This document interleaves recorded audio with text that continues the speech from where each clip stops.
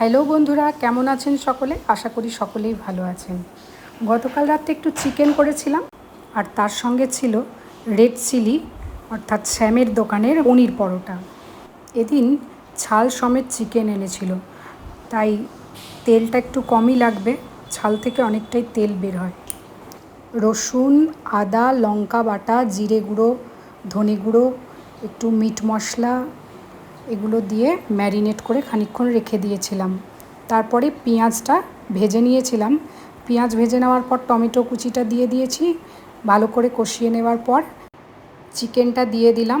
এর মধ্যে পরিমাণ মতো নুন, হলুদ, কাশ্মীরি লঙ্কা দিয়ে ভালোভাবে কষিয়ে নিলাম। কষানো হয়ে গেলে এর মধ্যে ফুটানো জল একটু দিয়ে দিলাম, কারণ পরোটা খাবো, একটু গ্রেভি লাগবে, সেই কারণে একটু জল দিয়ে দিয়েছি। আমার রান্না কমপ্লিট হয়ে গেছে। রঙটাও দেখো কি সুন্দর হয়েছে। শ্যামের তৈরি পনির পরোটাটাও ভীষণই সুন্দর হয়েছিল। চিকেন কষা, পনির পরোটা, পেঁয়াজ, শসা আর কাঁচা লঙ্কা সহযোগে কালকের রাতের ডিনারটা কিন্তু একদম জমে গেছিল বন্ধুরা। এখনকার মতো এইটুকুই বন্ধুরা, দেখা হচ্ছে আবার নেক্সট ভিডিওতে।